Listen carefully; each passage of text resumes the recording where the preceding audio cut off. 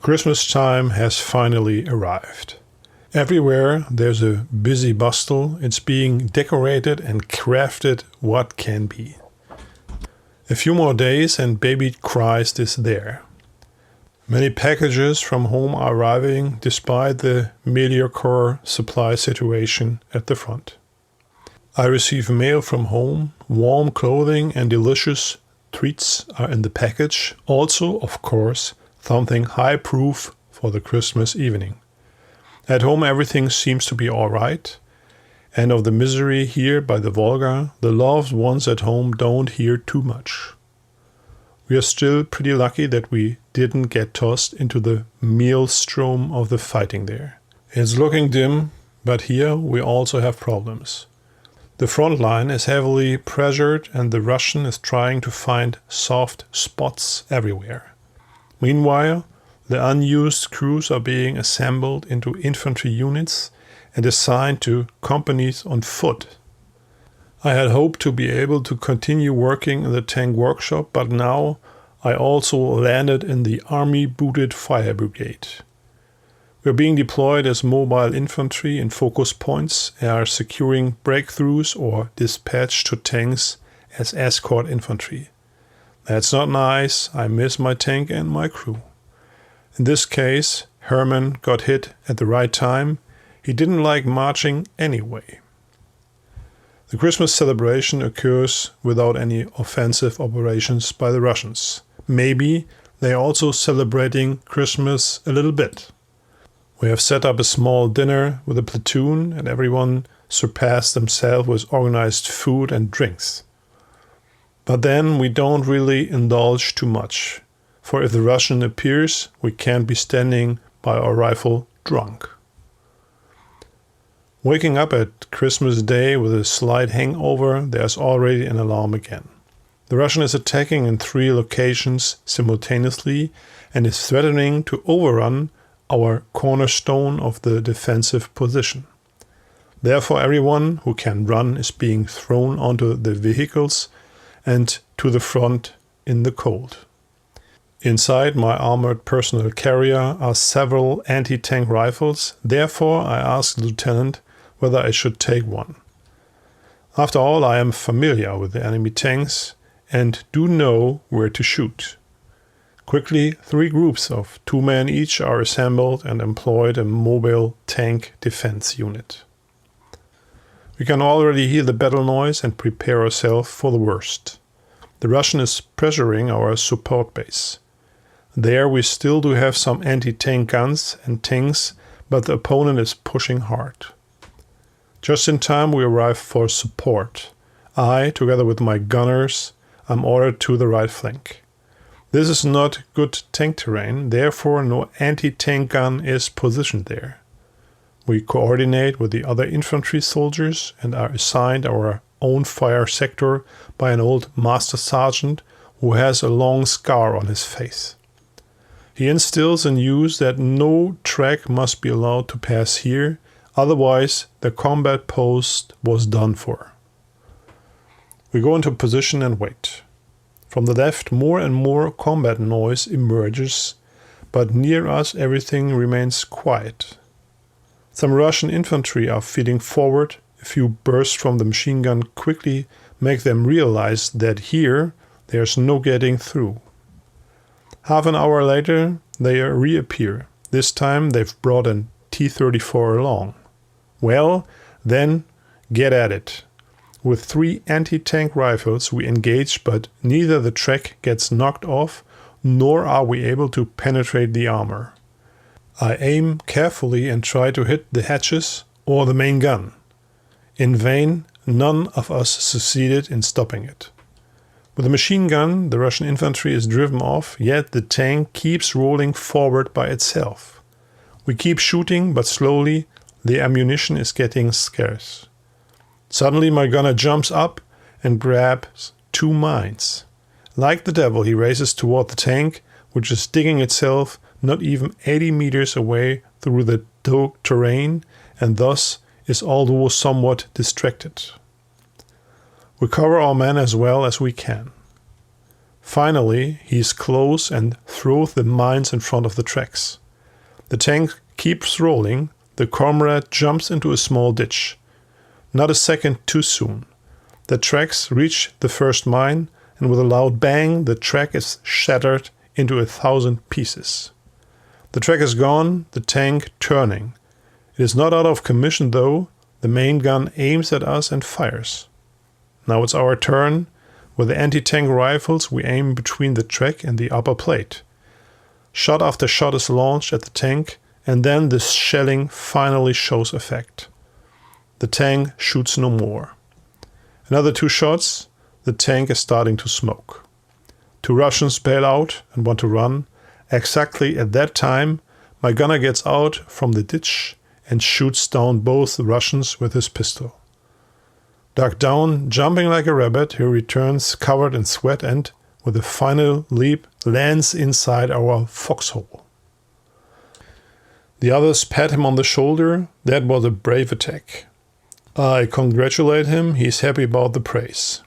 The Russian tank certainly would have badly messed us up. Now the Russians are storming toward our position under mortar fire and launching another attempt. But the machine gun and the carbines are holding up the Russians.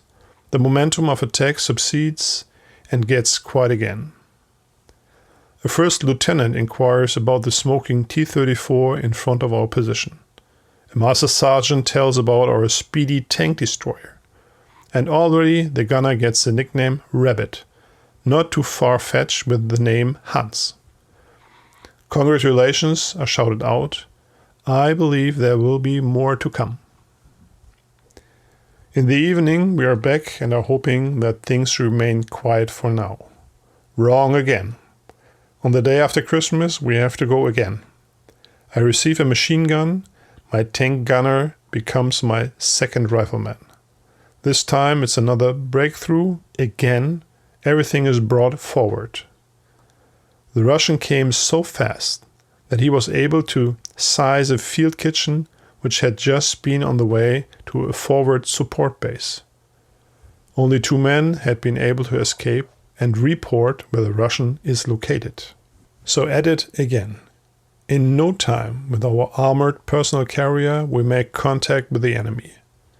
Back and forth, the battle against the Russian infantry wakes, and only the well-aimed fire of our regimental artillery here is able to prevent the worst. Heavily battle-worn and exhausted, we get back. All we want to do is sleep. There is still a little soup and bread, then just heading for the mattress. The next day, it's finally quiet. Therefore, I pay a visit to Schmidt. He's quite sad that due to the lack of tanks, he now has to do paperwork again. The Sarge, on the other hand, is happy since he realizes what he has in Schmidt. One can hear quite a bit at the moment. Supposedly, we are to withdraw. We've now been stuck here by the Terek for 3 months and can't move forward. I thought that in spring, at the latest, we really have to go at it once more if we have sufficient tanks and personnel again. It wouldn't be that far to the oil fields. The Sarge waves it off and states that we should move back for now in order to regroup and then finish off the Russian. Until New Year's Eve, it remains quiet. We have some time to settle down. But then we have a roll call and the platoon leader breaks the news to us that we are performing a tactical retreat. The fighting over Stalingrad had used up many reserves. The army leadership wanted to pull back the southeastern front line in order to free up some forces. What a damn mess. I don't like it's going in reverse gear at all. Now things really start happening. Everything is packed up and made ready for transport. Unfortunately, we now have the problem of having to execute a fighting retreat. Everything that's got wheels is loaded up and already sent to the fallback position. Damaged tanks and supply train units are already displacing. The combat units remain to the end and will then disengage. Well, cheers. And tank crews are not needed, thus we are again deployed in an infantry role. Well, it's of no use now. We have to provide our units time so they'll be able to properly halt the Russian later further back. We occupy our position and are hoping that Ivan won't catch on to what we've planned. Through the tinily manned lines, the Russian is able to break through with several T-34s. These are only stopped far behind the front line. This may cause a considerable interruption to such a withdrawal movement at times. Until the 3rd of January, we are still staying in Mozdok. Then the remaining troop unit will also pull out. We are among the last, and through our artillery, we are letting a proper blessing rain down on the cautiously advancing Russians. That again buys us some time. But now, onto the vehicles and off we go. Despite the disruption, the orderly withdrawal continues without major issues. Here and there, the Russian manages to get close to us, but the remaining tanks and the Air Force hold in between. Therefore, we move off swiftly.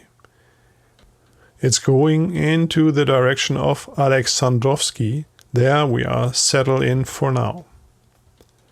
With a truck and an armored personal carrier, we are rumbling over the still easy-to-travel roadways.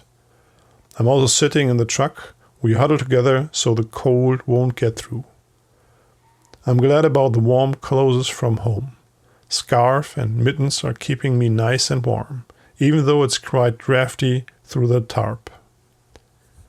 We certainly have only made it halfway when our truck is starting to rumble. Then it stands still.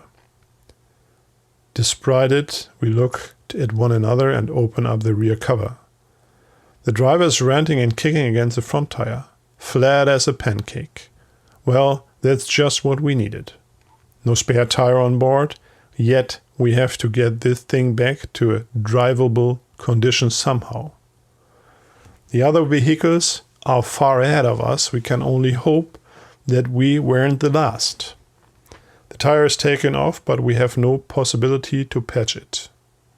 A corporal suggests that we should stuff the other tube with rags and then beat it back onto the rim. That will hold for now. With combined strengths, we are able to stuff the outer tube and getting the tire halfway round again. Doesn't look good, but at least we get going. All that has taken 2 hours. Now we're driving off again. No Russians behind us, so we were lucky once again. I look out of the truck and on the horizon I see vehicles on the road. Damn, the Russians after all. Quickly it becomes obvious that it is still troop units of the regiment which had taken off too late. Slowly but steadily we keep rolling on up to a bridge where an armored personal carrier and a Panzer IV long are sitting. We have to cross it, then we should have made it. Nevertheless, we stop and a first lieutenant from the tank reconnaissance takes over our lot of reinforcements by the bridge. He had too many losses and does not want to hand over the bridge here to the Ivan easily. Therefore, 10 of us are remaining with a small combat detachment and wait whether any further units arrive. I take a look at the long barrel tank and see that's already been through quite a lot. The commander is strenuously observing the landscape. We are hoping that Ivan won't go in a pursuit. A half-track still comes rumbling up. Its 20mm gun should offer us some security against Russian planes. I would like to be sitting inside the tank now, but we've been assigned positions near the bridge and wait. Slowly it becomes evening. Now we hear engine noise. No planes but tanks. Well, cheers. At close to 1000 meter distance, the T-34s are coming toward us out of a depression. They haven't recognized our positions yet, but certainly are aware that we are here by the bridge. Already the dance is starting. The Russians are shooting at the bridge or at us. The Panzer IV responds. Already the first Russian is standing still. In quick shot successions, 2 more tanks are knocked out, then the remaining Russians turn around. The command leader has us moved over from the other side of the bank and wants to slowly disengage. The bridge is still to be blown up. Therefore, the pioneers appear to have already prepared everything. We climb onto the truck and drive off. Armored personnel carrier and tanks follow. 10 minutes later, the bridge is blown up with a giant boom.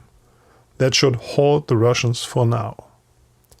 In the evening, we are finally back to the regiment. As one can see there, they have already settled in quite well. I hope we will stay here for now. A few new tanks would also be nice. Constantly marching around isn't quite to my liking. I'd rather be inside a tank turret.